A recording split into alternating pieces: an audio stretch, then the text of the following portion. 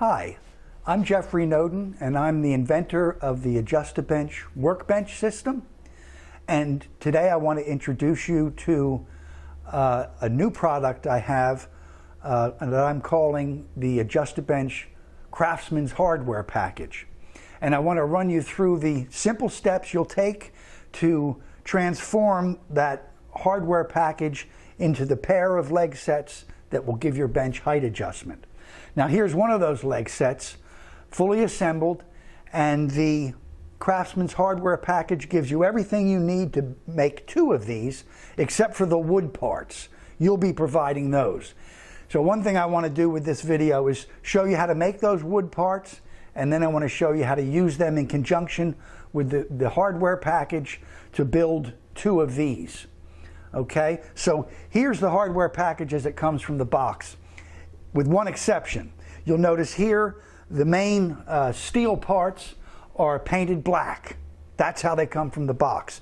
But my woodworking machinery is green, and I want my bench to match those machines. So I bought a can of green spray paint, and I painted those parts green. You can do the same thing, and this is one way you can customize your workbench, making it that much more uniquely yours. So take advantage of that. But with the hardware package, you get 4 legs. These are made of steel that is 3/16 of an inch thick. And these are the parts that stand on the ground, the legs. You'll get 4 toothed members, also 3/16 of an inch thick. These are the parts that move up and down and between those legs and give your workbench height adjustment.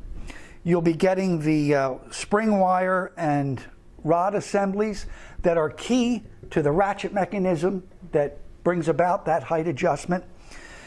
You'll get 2 spring-loaded foot pedals that actuate that ratchet mechanism, and you'll be getting the nuts and bolts and screws and odds and ends that are going to tie the whole thing together. So let's get started.